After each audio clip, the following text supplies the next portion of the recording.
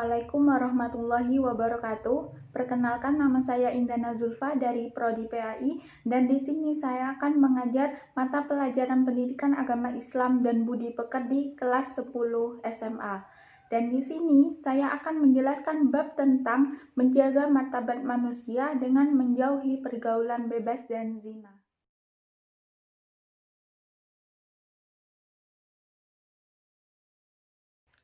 Yang pertama, memahami makna larangan pergaulan bebas dan zina. Pergaulan bebas yang dimaksud di sini yaitu pergaulan yang tidak dibatasi oleh agama maupun susila. Nah, salah satu dampak negatif dari pergaulan bebas adalah perilaku yang sangat dilarang oleh agama Islam, yaitu zina. Yang pertama, pengertian zina. Kata zina berasal dari kata zana yazni, yang artinya hubungan layaknya suami istri antara laki-laki dan perempuan yang sudah mukallaf atau balik tanpa ikatan pernikahan yang sah menurut syariat Islam. Yang kedua, hukum zina. Terkait hukum zina, semua ulama sepakat bahwa hukum zina yaitu haram. Dan bahkan zina itu dianggap sebagai puncak keharaman. Yang ketiga, kategori zina. Perbuatan zina dikategorikan menjadi dua bagian, yaitu zina muhson dan zina ghairu muhson. Yang pertama, zina muhson, yaitu pezina sudah balik, berakal, merdeka, dan sudah pernah menikah. Kalau zina ghairu muhsan itu pezina yang masih lajang dan belum menikah. Nah, hukuman bagi pezina yang pertama, dera atau pukulan 100 kali derayan bagi pezina ghairu muhsan yang belum menikah, dan ditambah dengan mengasingkan atau membuang pelakunya ke tempat yang jauh dari tempat mereka atau mengasingkannya ke wilayah lain. Dan yang selanjutnya, dirajam sampai mati bagi pezina muhson. Hukuman rajam dilakukan dengan cara pelaku dimasukkan ke dalam tanah sampai dada atau sampai leher. Tempat untuk melakukan hukuman rajam adalah tempat yang banyak dilalui oleh manusia atau tempat keramaian. Yang selanjutnya, hukuman bagi orang yang menuju zina atau qadzaf.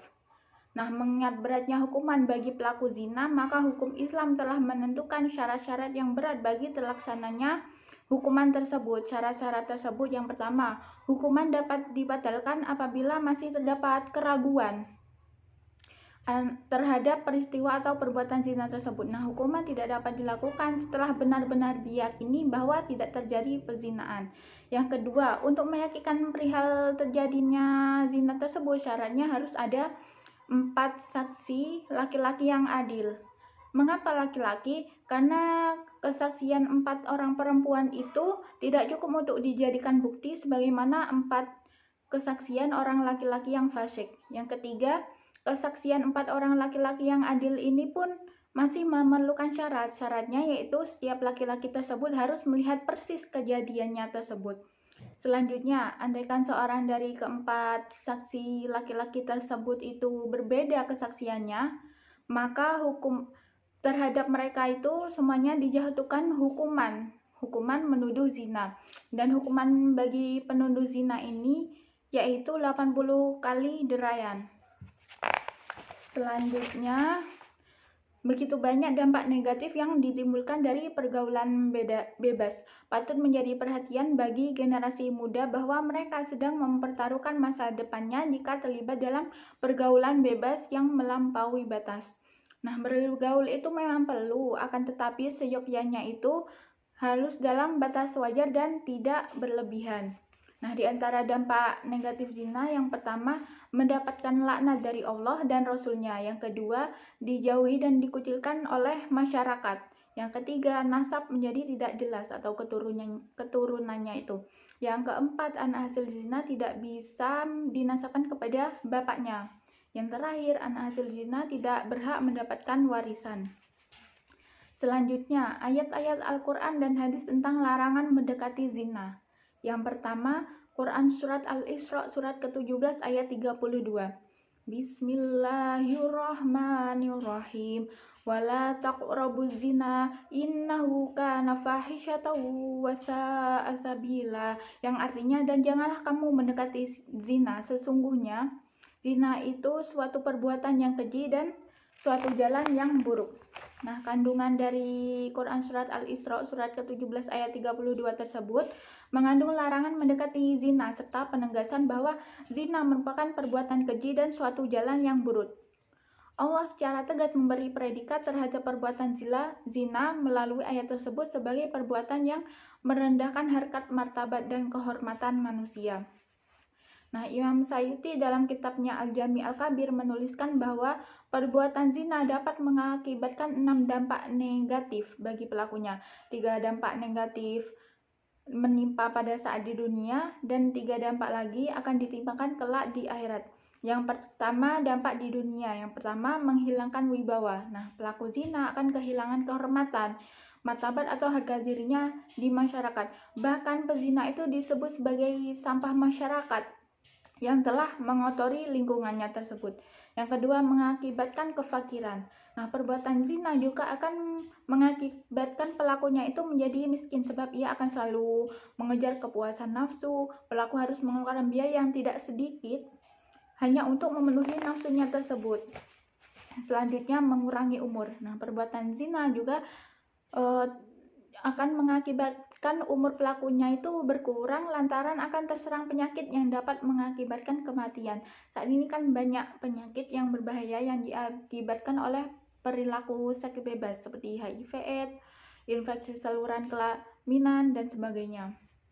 Yang kedua, dampak yang akan dijatuhkan di akhirat. Yang pertama, mendapatkan murka dari Allah. Yang kedua, hisab yang jelek atau banyak dosa. Nah, pada saat hari perhitungan amal atau yaumul hisab itu, para pelaku zina akan menyesal karena mereka akan diperlihatkan betapa besarnya dosa akibat perbuatan zina tersebut dan yang dia lakukan semasa hidupnya di dunia. Yang ketiga, siksaan di neraka. Nah, para pelaku perbuatan zina akan mendapatkan sisa yang berat dan hina kelak di neraka. Dikisahkan pada saat Rasulullah SAW itu melakukan Isra Mi'raj. Nah, beliau diperlihatkan ada sekelompok orang yang menghadapi daging segar.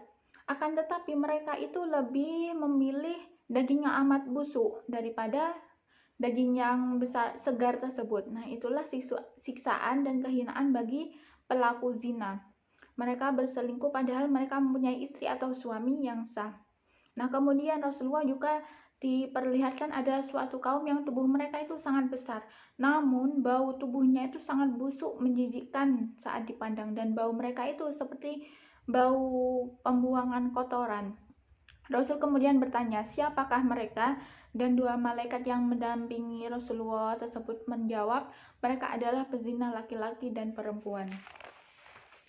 Dan yang selanjutnya, hadis tentang larangan mendekati zina. Hadis yang diriwayatkan oleh Bukhari dan Muslim. Bismillahirrahmanirrahim.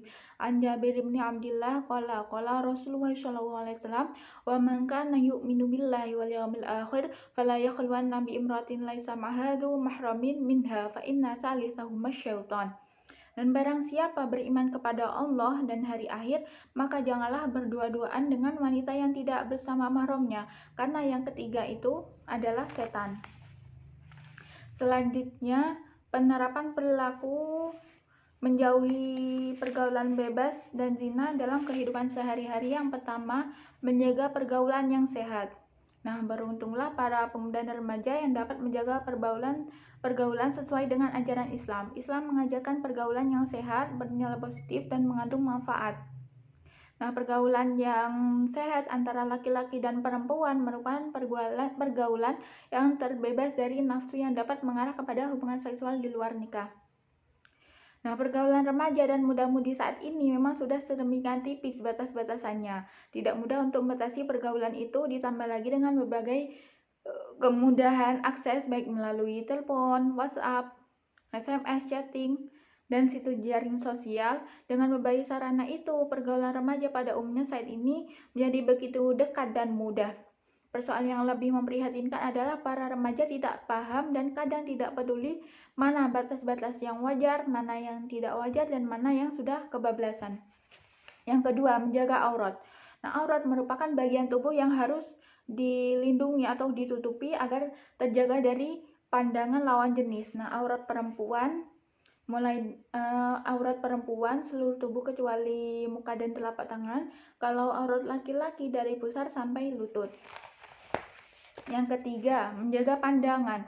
Pandangan laki-laki terhadap perempuan atau sebaliknya termasuk celah bagi setan melancarkan strategi untuk menggodanya.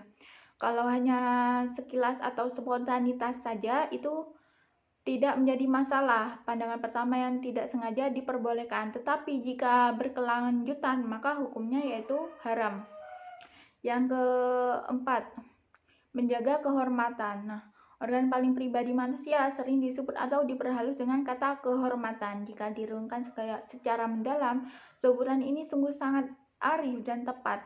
Benteng paling akhir dari harga diri dan kehormatan manusia baik laki-laki maupun perempuan ada pada organ tubuh yang paling pribadi tersebut. Nah, yang kelima, meningkatkan aktivitas dan rajin berpuasa. Bagi para pemuda dan remaja yang belum menikah disarankan untuk memperbanyak aktivitas atau kegiatan yang positif. Nah, menyibukkan diri dengan berbagai aktivitas dapat menyebabkan perhatian kita selalu ke arah yang positif. Dan cara lain yang dapat ditempuh untuk menahan nafsu para pemuda dan remaja yang belum menikah adalah rajin berpuasa sunnah. Islam itu indah dan sehat. Dengan taat beribadah dan rajin puasa, otomatis pikiran dan hati menjadi bersih dan jernih. Tidak akan terlintas di pikiran kita untuk melakukan hal yang melanggar kesusilaan. Sekian itu saja yang bisa saya jelaskan. Kurang lebihnya mohon maaf. Wassalamualaikum warahmatullahi wabarakatuh.